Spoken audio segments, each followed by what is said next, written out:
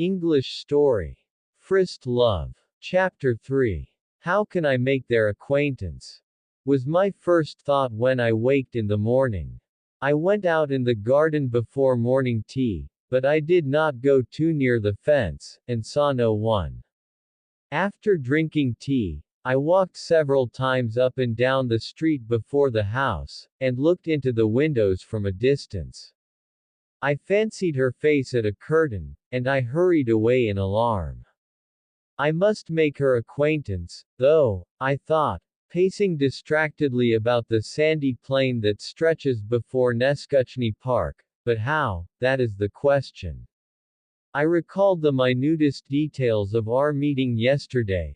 I had for some reason or other a particularly vivid recollection of how she had laughed at me. But while I racked my brains, and made various plans, fate had already provided for me. In my absence my mother had received from her new neighbor a letter on gray paper, sealed with brown wax, such as is only used in notices from the post office or on the corks of bottles of cheap wine. In this letter, which was written in illiterate language and in a slovenly hand, the princess begged my mother to use her powerful influence in her behalf. My mother, in the words of the princess, was very intimate with persons of high position, upon whom her fortunes and her children's fortunes depended, as she had some very important business in hand.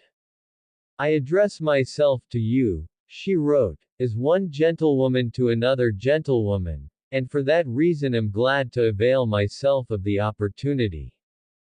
Concluding, she begged my mother's permission to call upon her.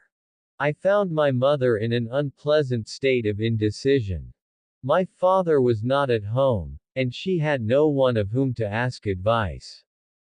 Not to answer a gentlewoman, and a princess into the bargain, was impossible. But my mother was in a difficulty as to how to answer her. To write a note in French struck her as unsuitable, and Russian spelling was not a strong point with my mother herself, and she was aware of it, and did not care to expose herself.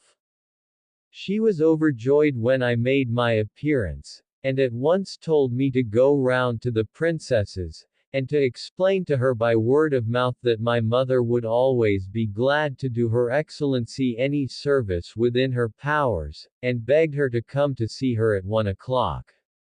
This unexpectedly rapid fulfillment of my secret desires both delighted and appalled me. I made no sign, however, of the perturbation which came over me, and as a preliminary step went to my own room to put on a new necktie and tail coat. At home I still wore short jackets and lay-down collars, much as I abominated them.